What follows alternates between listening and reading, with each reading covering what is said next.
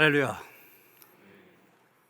오늘 맥주감사주일, 코로나19의 어렵고 힘든 가운데서도 하나님 앞에 감사의 제단을 쌓는 모든 성도들에게 하나님께 주신 크신 은혜와 복이 함께 하시기를 주님의 이름으로 축원합니다. 신발 만든 회사가 있었는데 2명의 직원을 아프리카에 시장 조사를 위해서 파견하였습니다. 가서 봤더니 원주민들 하나같이 맨발이었습니다. 두 사람 나름대로 시장 개척을 해야 될지 말지 나름대로 판단하여서 본사로 전보를 쳤습니다. 한 사람이 친 전보의 내용은 이런 것이었습니다. 이곳에서는 신발을 신은 사람을 전혀 볼 수 없음. 그들은 신발이 무엇인지도 모름. 따라서 시장 개척의 여지는 전혀 없음. 근데 또 한 사람의 전보 내용은 완전히 반대였습니다. 아프리카에서는 신발을 신은 사람이 아직 한 사람도 없음. 그러므로 신발을 팔 수 있는 가능성은 무궁무진함. 여러분, 똑같은 상황, 똑같은 현실을 보았습니다. 그런데 어떤 눈을 가지고 바라보냐에 따라서 정반대의 결과가 주어졌습니다. 여러분, 지금 인생을 살아가면서 이 두 사람 중 어떤 사람의 눈으로 세상을 살아가고 있습니까? 또 어떤 눈으로 살아가기를 원합니까? 우리 믿는 사람들이 꼭 가져야만 되는 눈이 있습니다. 그것은 모든 것을 하나님의 은혜로 보는 눈입니다. 신령한 안목. 이 신령한 안목이 있을 때 좋은 일이든지 나쁜 일이든지 모든 일을 은혜로 보고 긍정적으로 해석할 수 있게 되는 것입니다. 오늘 본문 7절에 보면 내 육체에 가시라고 하는 표현이 나오고 있습니다. 말 그대로 우리를 찌르는 아프게 하는 가시입니다. 그런데 바울은 이 가시를 하나님의 은혜로 보고 있습니다. 그래서 그 가운데서도 내 은혜가 내게 족하도다, 하나님의 음성을 듣게 된 것입니다. 여러분, 바울이라고 하는 사람 참 자랑거리가 많았던 사람입니다. 가문이 좋았습니다. 베냐민 지파, 왕족 가문이라는 얘기 아닙니까? 공부도 많이 했습니다. 그 당시 최고의 학자로 알려진 가말리엘 문화생이었습니다. 오늘 본문을 보면 신비한 체험도 많이 했습니다. 바울은 그야말로 명문 가문의 엘리트로서 지성과 영성을 골고루 갖춘 거인이었습니다. 여러분, 신약성경 27권 가운데 그 절반인 13권이 바울이 썼다 이렇게 얘기되지 않습니까? 그것은 결코 그냥 되어진 일이 아닙니다. 우연히 된 일이 아닙니다. 탁월한 영성과 지성을 갖춘 대학자가 아니라면 하기 어려운 일입니다. 무엇보다도 하나님께로부터 받은 계시의 체험이 없었다면 불가능한 일이었을 것입니다. 그렇기 때문에 바울은 오늘 본문 1절부터 6절 보면은 자기의 그 신비 체험을 소개하고 있는 것을 보게 됩니다. 주님께서 보여주신 놀라운 환상과 계시에 대해 언급하고 있습니다. 14년 전에 그는 하나님께서 계신 곳으로 알려진 3층천까지 올라가게 됩니다. 지금은 로켓 타고 우주선 타고 달나라까지 다 다니는 그런 시대지만 이 바울 있던 이 시대만 해도 이 세상은 지하가 있고 그 다음에 지상, 그 다음에 하늘 이렇게 3층으로 구성되어 있다. 그리고 그 하늘에 하나님이 계시다 이렇게 알고 있었습니다. 바울이 그 3층천에 올라가서 말로 표현할 수 없는 놀라운 체험을 하게 된 것입니다. 말 그대로 입신의 경지까지 올랐던 것입니다. 보통 사람들 이런 신비한 체험을 하게 되면 입이 근질거리게 됩니다. 말하고 싶어서, 자랑하고 싶어서 그렇습니다. 그래서 이 교만 가운데 제일 큰 교만이 무엇이냐? 바로 영적인 교만입니다. 보통 사람들은 경험하지 못한 거 자기는 경험했다, 이 자부심이 있다 보니까 교만해지는 것입니다. 바울은 자기가 체험한 이 신비 체험을 소개하는데 그 방법이 좀 특별합니다.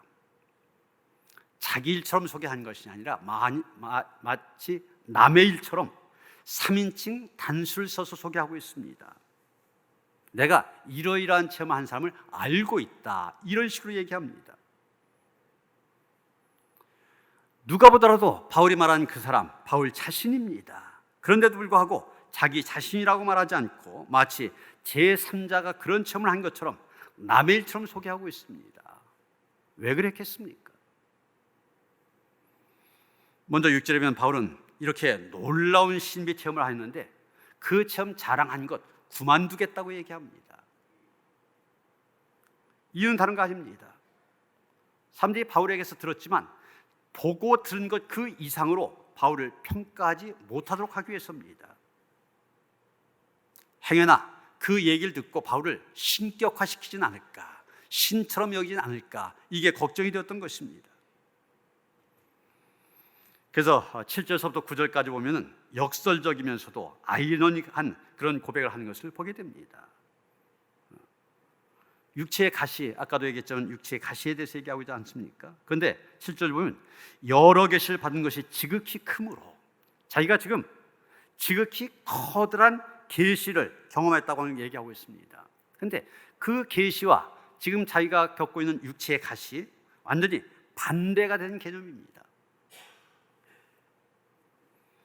바울은 사탄의 사자, 즉 사탄이 보내는 하수인이라고 생각할 정도로 자기를 힘들게 하는 그 육체의 가시, 내게서 떠나가게 해달라 3번씩이나 기도했다고 그랬어요. 그런데 3번이라고 해서 딱 3번 했다는 얘기가 아닙니다. 이건 성경에서 3이라고 하는 숫자 완전수 아닙니까? 그래서 하나님도 삼위일체 하나님. 그렇다면 바울 같은 대사도가 3번씩 기도했다는 얘기는 쉽게 이해하려면 40일 금식 기도 같은 거 3번 했다는 얘기입니다. 그만큼 간절하게 내 안에 있는 육체의 가시를 제거해달라 기도했다는 얘기입니다. 여러분, 우리에게도 우리의 육체를 찌르는 가시 있을 수 있습니다. 그때 하나님 앞에 이 가시를 제거해달라고 기도한 것 당연한 일입니다. 또 그렇게 기도한 것 아무런 문제가 되지 않습니다. 그런데 여러분, 바울을 그렇게 괴롭힌 육체의 가시 도대체 무엇이었습니까? 바울이 그게 무엇이었는지는 구체적으로 설명하지 않습니다. 그러다 보니까 학자들이 여러 가지로 다양하게 이야기합니다. 많은 사람들이 육체의 가시가 바울의 육체에 심한 고통을 주는 어떤 질병이었다, 그렇게 얘기합니다. 그것이 말라리아였다 본 사람도 있고, 이 간질병이었다고 보는 사람도 있고, 심한 눈병이었다 이렇게 이야기하는 사람도 있습니다. 심지어 이 육체의 가시, 그러면 바울의 볼품이 없는 외모, 그리고 어눌한 말솜씨, 그게 가시였다 이렇게 얘기하는 사람도 있고요, 사탄의 괴롭힘으로 보는 사람도 있습니다. 그리고 바울의 적재자들과 그들로부터는 박해를 말하는 것으로 그렇게 보기도 합니다. 어쨌든 바울이 분명하게 얘기하지 않기 때문에 어떤 것이 정답이다 분명하게 얘기할 수는 없습니다. 어쩌면 이 모든 것이 거기에 포함이 될 수도 있습니다. 모든 것들이 다 바울을 괴롭게 했던 것 아닙니까?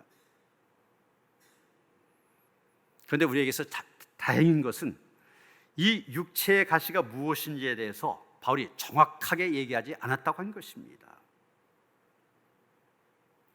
왜냐하면 오늘 우리를 괴롭히는 모든 종류의 고통거리 육체의 가시라 이렇게 볼 수 있기 때문입니다. 사실 오늘 우리에게도 갖가지의 가시가 있습니다. 먼저 질병의 가시가 있습니다. 오늘 여러분 가운데 몸에 한 가지라도 이상이 없는 분 없을 것입니다. 하다못해 찔린 구석이라도 있을 겁니다. 어떤 분은 평생을 따라다니는 지병을 안고 사는 분도 있습니다. 그런가 하면 갑자기 암에 걸렸다가 비록 완치를 받았다 할지라도 늘 조심해야 되는 그런 가시를 품고 사는 사람도 있습니다. 그런가 하면 손이나 발과 같이 신체 일부에 장애가 생겨서 일평생 장애의 가시를 안고 사는 사람도 있습니다. 이런 질병의 가시뿐만 아니라 우리에게는 죄책감의 가시가 있습니다. 바로 내 양심에 고통을 주는 가시를 말합니다. 여러분, 우리가 바울 잘 알지 않습니까? 예수 믿기 전에는 예수 믿는 사람들을 박해하고 옥에 가두고 그를 죽이는 일에 앞장섰던 사람입니다.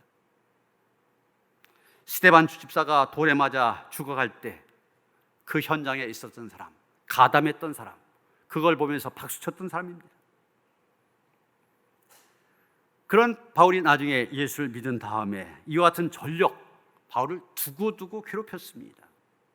그래서 자기 스스로 죄인 중에 괴수 이렇게까지 말했지 않습니까? 우리도 마찬가지입니다. 과거 없는 사람 아무도 없습니다. 모든 사람이 다 떳떳한 과거만 있는 것이 아닙니다. 살다 보면 가족을 힘들게 할 수도 있습니다. 남에게 해를 끼칠 수도 있습니다. 그런 일이 나에게 아픔을 주어서 우리에게 양심의 가책으로 남을 때가 많이 있습니다. 하나님과 사람들로부터 우리가 지은 죄에 용서받겠지만 죄책감이라고 하는 상처는 그대로 남게 됩니다. 여러분, 베드로가 그랬다잖아요. 베드로가 새벽닭 소리를 들을 때마다 벌떡 일어나서 바깥에 나가 통곡을 했다고 합니다. 왜냐하면 주님을 모른다고 그것도 3번씩이나 부인했던 그 기억이 죄책감의 가시가 되어서 자기를 찔러왔기 때문입니다. 지금도 예루살렘 근처에 감람산이라고 있는데 거기에 베드로 통곡교회가 있습니다. 거기에 이 종탑에 십자가가 있고 그 십자가 위에 닭이 이렇게 조각이 되어져 있습니다. 그것을 보면서 베드로의 그 통곡을 기억하라는 얘기죠. 여러분, 이런 죄책감, 과거에 대한 죄책감 우리를 힘들게 한 거 사실입니다. 그러나 또 한편으로 볼 때는 그 죄책감이 우리의 신앙을 견고하게 하는데 꼭 필요한 것입니다. 그 죄책감이 항상 겸손하게 주님만 붙들게 합니다. 우리의 모든 죄를 깨끗하게 하시는 그리스도의 보혈만 의지하게 만듭니다. 인간관계로부터 오는 가시도 만만치 않습니다. 사실 바울이 찔린 가시 대부분 사람들 통해 오는 사탄의 가시였습니다. 그는 가는 곳마다 유대인들로부터 박해를 받았고 능욕을 당하였고 모함을 받았습니다. 우리가 세상을 혼자 살 수 없잖아요. 살아다 보면 수많은 사람들을 만나게 됩니다. 그리고 그 만나는 사람들 가운데 보면은 만날 때마다 가시노릇하는 사람이 있습니다. 그런데 그 사람이 없어지면 만사가 시원할 것 같은데 막상 그 사람이 떠나고 나면 다른 사람이 또 가시노릇합니다. 그게 어느 곳에 가든지 가시 없는 세상 기대하기 어렵습니다. 아브라함의 아내 사라에게는 하갈이 눈의 가시였습니다. 야곱에게는 에서가 가시였고 다윗에게는 사울이 가시노로 톡톡히 했습니다. 예수님조차 가룟 유다와 바리새인과 서기관들 가시노릇 했습니다.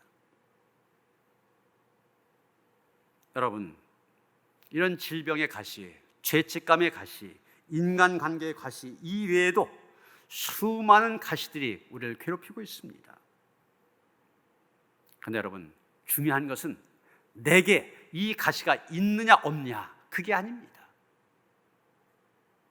이 가시를 어떻게 다루느냐, 우리의 반응과 태도가 중요한 것입니다.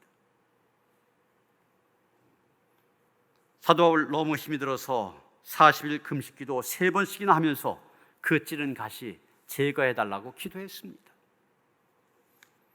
그런데 하나님의 기도의 응답은 무엇이었습니까? 거절이었습니다.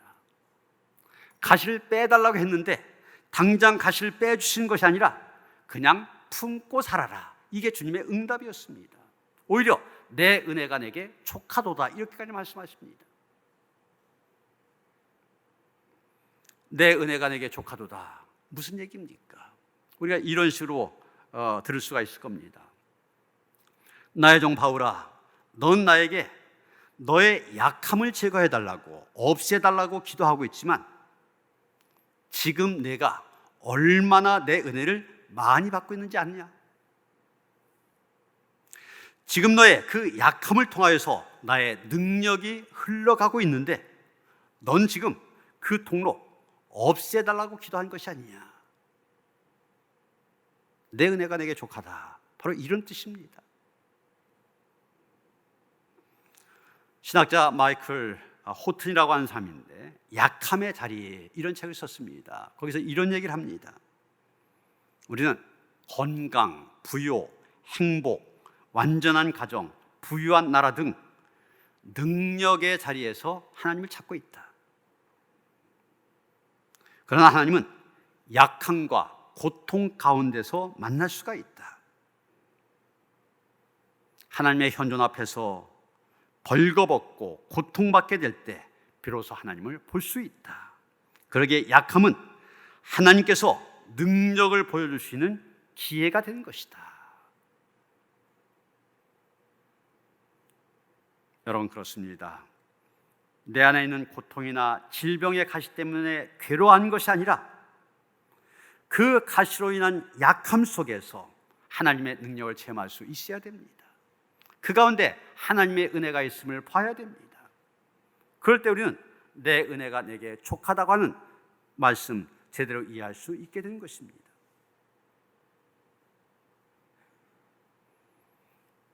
그럼 여러분, 어떻게 해서 육체의 가시, 곧 우리의 약함이라고 하는 것이 우리에게 은혜가 될 수 있습니까? 바울은 두 가지를 얘기합니다. 자기로 하여금 자만하지 않도록 하기 위하여 가시를 주셨다는 겁니다. 7절 말씀 다시 한번 읽습니다. 여러 계시를 받은 것이 지극히 크므로 너무 자만하지 않게 하시려고 내 육체에 가시고 사탄의 사자를 주셨으니 이는 나를 쳐서 너무 자만하지 않게 하려 하심이라. 자만하지 않게 하려 하심이라. 자만하지 않게 하려 하심이라. 계속 반복해서 얘기하고 있습니다.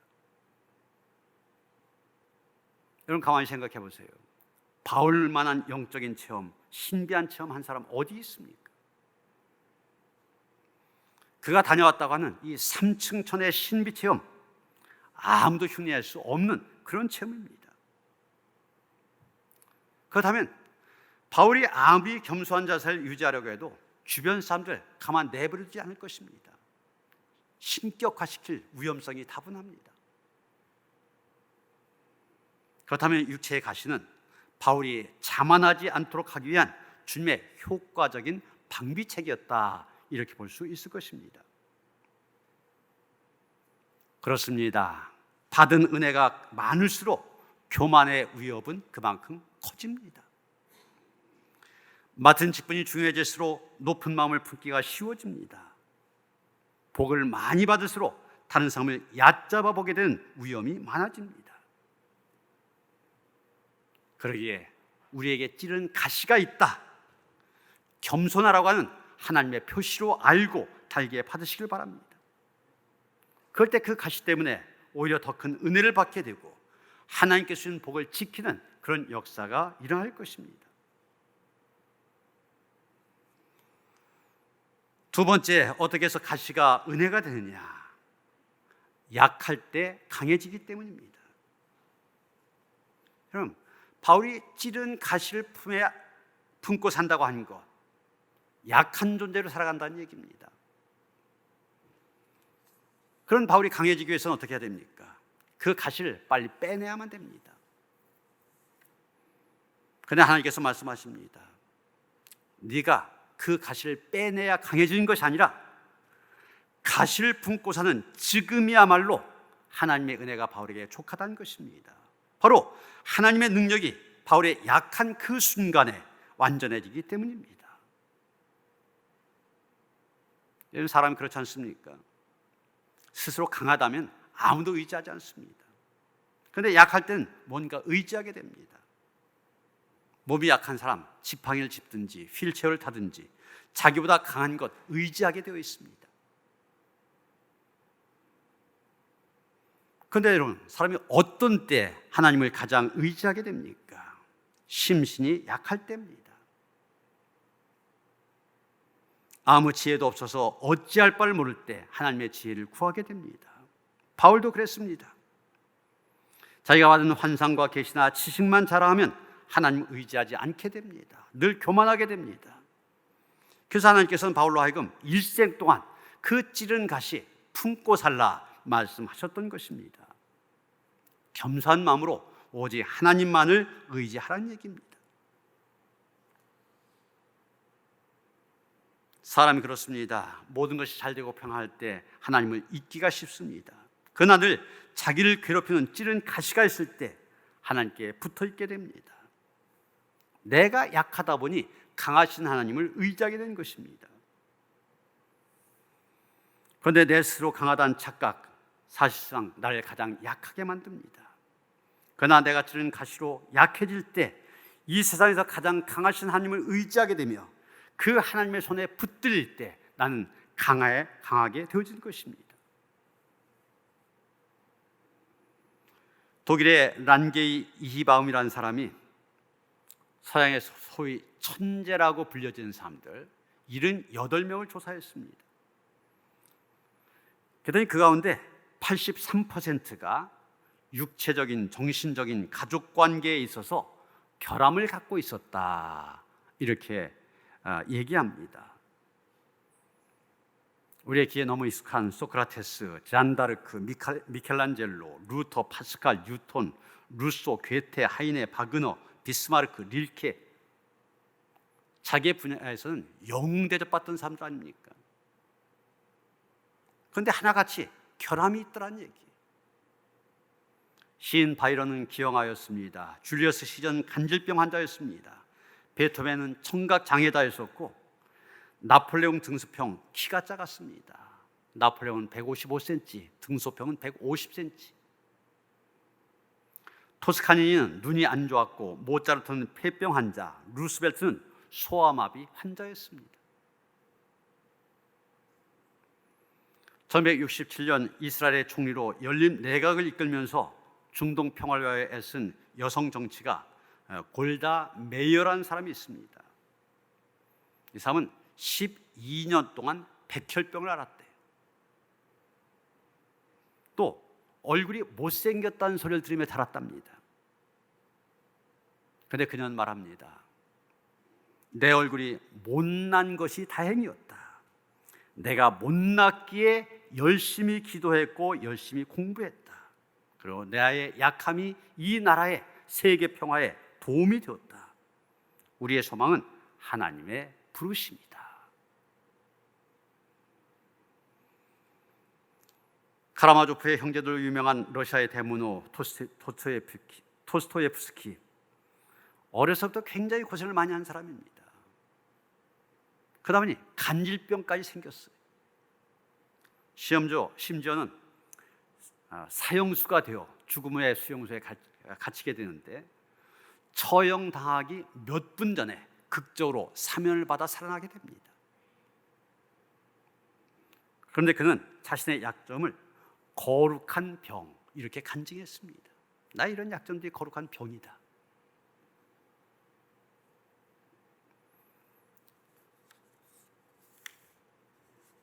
이런 사람은 이상하게도 물질과 명예, 또 건강과 승리, 이런 걸 한 손에 쥐면 변하게 됩니다. 교만해지고 방종하게 되고 세속적이 되고 향락적이 되어집니다. 그렇기 때문에 하나님께서 진실로 사랑하는 자에게 육체의 가시를 주시는 것입니다. 그러게 육체의 가시는 교만하지 않고 하나님을 바라보도록 배려하시는 하나님의 특별한 섭리입니다. 찌르는 가시, 다른 말로 하면 변장된 축복이다 말할 수 있을 것입니다. 약할 때 강해지게 하여 하나님의 은혜가 차고 넘치도록 만드시는 것입니다. 여러분 지금 많이 힘드십니까? 건강을 잃었고 행복을 잃었고 재물을 잃었고 희망을 잃었다고 생각되십니까? 바로 그 자리가 하나님의 능력이 임한 자리요, 하나님께서 놀랍도록 역사하시는 자리임을 기억하시길 바랍니다. 오늘 맥주감사절 예배를 드리면서 어떤 분, 아니 이 코로나19라고 하는 힘든 상황 속에서, 이 고난과 아픔의 상황 속에서 어떻게 감사할 수 있어? 그런 분 있을 수 있습니다. 그러나 고난 속에서도, 약함 속에서도 가시 가운데서도 감사할 수 있는 것은 바로 그 고난을, 그 약함을, 그 가시를 통해 주실 하나님의 은혜를 믿기 때문입니다. 존 밀턴이라고 하는 사람, 한창 일할 나이인 40살에 실명을 했습니다. 시각장애자가 된 것입니다. 앞이 보이지 않니 얼마나 불행하다고 생각했겠습니까? 그러나 그는 그 불행한 환경 가운데서도 감사하며 이렇게 고백을 하였습니다. 오 주여, 주께서 내 눈을 어둡게 하시고 오직 주님만 바라볼 수 있는 눈을 주셔서 감사합니다. 이렇게 감사한 사람이었기 때문에 결국 시각장애자가 된 이후에 신라원이라고 하는 불의의 명작을 쓰게 되었던 것입니다. 주님 말씀하십니다. 내 은혜가 내게 족하도다. 육체의 가시가 있다 할지라도 그 가운데 임할 하나님의 은혜를 기대하시길 바랍니다. 이 육체의 가시를 통하여 우리의 연약함을 통하여 하나님께서 이루실 일들을 기대하며 하나님 앞에 진정한 감사를 올려드리는 그런 성도들 되어주시기를 주님의 이름으로 축원합니다. 하나님, 육체의 가시라는 아픔과 어려움 속에서도 우리에게 믿음을 주셔서 오히려 하나님의 은혜를 기대할 수 있게 하시니 감사를 드립니다. 그 마음으로 이 감사절 예배에 하나님께 감사한 성도들, 그 감사를 받아주시옵시고 축복하여 주시옵소서. 약한 가운데 강하게 하시는 하나님의 능력을 체험할 수 있게 하시고 하나님의 은혜 가운데 거할 수 있도록 함께 하시옵소서. 예수 그리스도 이름 받들어 기도하여 싸움나이다. 아멘.